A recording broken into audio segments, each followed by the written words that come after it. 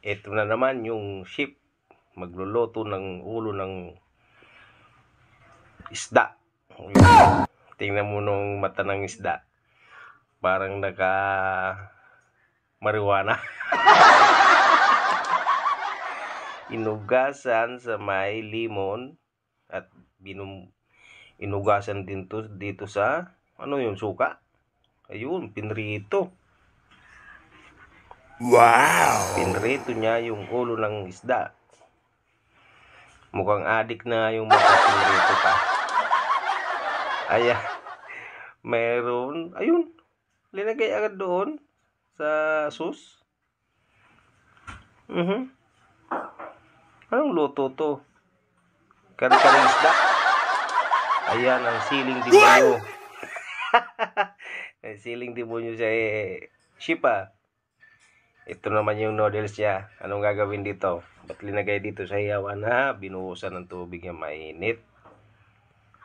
Tapos, ayun, binuhos din doon sa lagayan.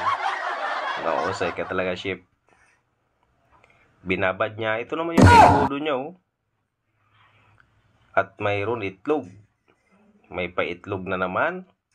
Minix-mix dito at mayroon mga pang palasa. Yung dahon ng sibuyas.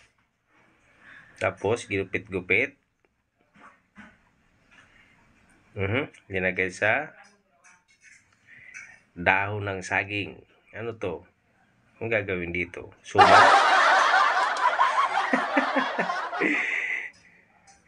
Suman. O, yan o. Gagawin suman.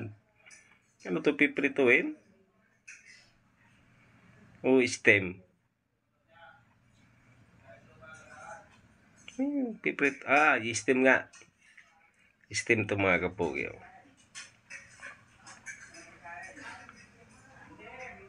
Ayun. Tapos na mag-steam. Ay. Anong purpose? Anong purpose nito? Ba't tin-steam niya? Tingnan natin kung anong kalalabasan ng in-steam niya ngito. Oh, suman? Wow! Suman? Ayun, may itlog na naman siya, oh. Piprituin. Tapos linagyan ng ano yung breadcrumb. Tapos ayun, piprituin nga to. Yan. Aba. Mukhang masarap din mga kapugi, oh. Oh. Diba?